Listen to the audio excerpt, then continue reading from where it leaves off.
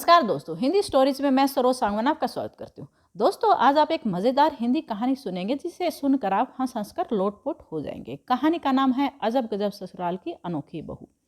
हे राम, कैसी बहू है बताओ, घोड़े बेचकर सोती है। कमरे से ससुर गुजर गए और इसको एहसास तक नहीं हुआ। सासू माँ खुशी पर चिल्ला रही थी। शोर सुनकर खुशी की आंखें खुली तो आंखें मलते हुए उसने सासू माँ की तरफ देखा। अंधियारी सी आंखों से सासू माँ किसी टीवी सीरियल की विलन सास जैसी नजर आ रही थी।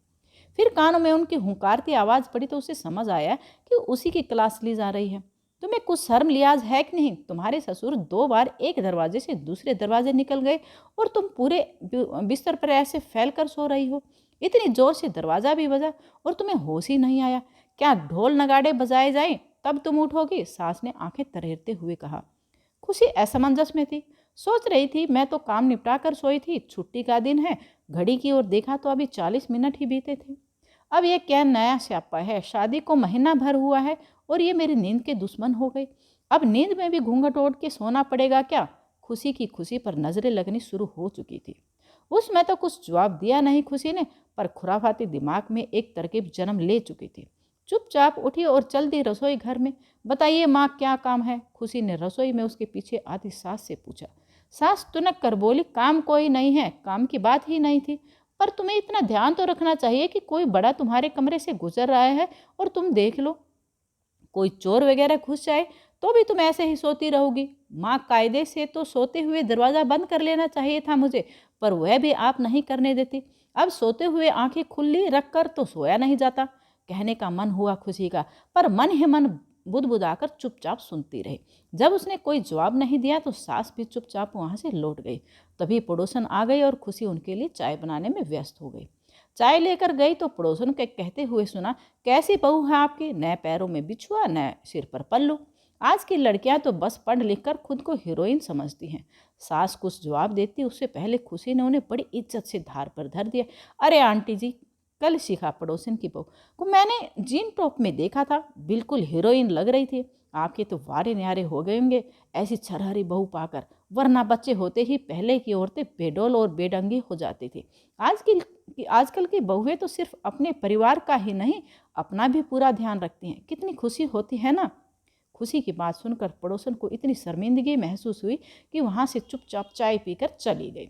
सास के चेहरे पर भी मुस्कान दौड़ गई, पर सास रूप दिखाते हुए खुशी पर बरस पड़ी।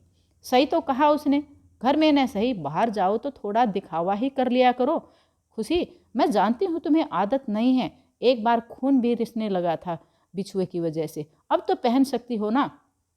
खुशी का खुरापाती दिमाग फिर जवाब देने को हुआ, पर उसने सिर झुकाकर हामी भरते हुए वहां से खिसकना बेहतर समझा। शाम को सासू माँ को मार्केट का कुछ काम था। खुशी ने अपनी सबसे सुंदर बैली उन्हें पहनने को दी और सास खुश होकर चली गई। वापस आई तो उन्हें लंगड़ाते देखकर खुशी ने उन्हें संभाल कर बैठाया। वैली निकाली और सासू माँ के बिछुए के किए घाव देखकर उसका मन मिचल उठा। माफ़ी मांगते हुए सासू माँ के पैरों में दवाई लगाकर उठी तो सासू माँ ने स्नेह से उसकी ओर देखा और कहा, समझ गई मैं तेरी शैतानी। जानती हूँ तुझे रोज़ ऑफिस में परेशानी होती होगी। यह मेरे बिछुए भी संभाल कर मेरी अलमारी में रखा, बिना जख्म दिए भी तो समझा सकती थी मुझे। खुशी ने सास को गले से लगा लिया। रात का खाना खाकर सब सोने के लिए चल दिए। खुशी सोने लगी तो उसे सास की सुबह वाली बात याद आ गई। पतिदेव सो चुके थे। उसे उठकर कुछ सूझा और अपने कार्य को अंजाम देकर वह भी सो गई। सुबह की सुनहरी किरणें जब उसके चेहरे पर पड़ी तो पतिदेव चिल्लाते हुए बाहर भागते हुए नजर आए। सब इकट्ठा हो चुके थे। सासू माँ ने पतिदेव से कारण पूछा तो उन्होंने खुशी को आंखें बंद करके दिखाने को कहा। ये क्या खुशी, ऐसे आंखों पे खुली आंखें बनाने का क्या तात्पर्य है? मेरी धड़कनें सुनो, तुम्हारी भूतिया शक्ल देखकर मेरी हालत खराब हो गई है। सुबह सुबह कोई ऐसा मजाक करता है भला किसी के साथ?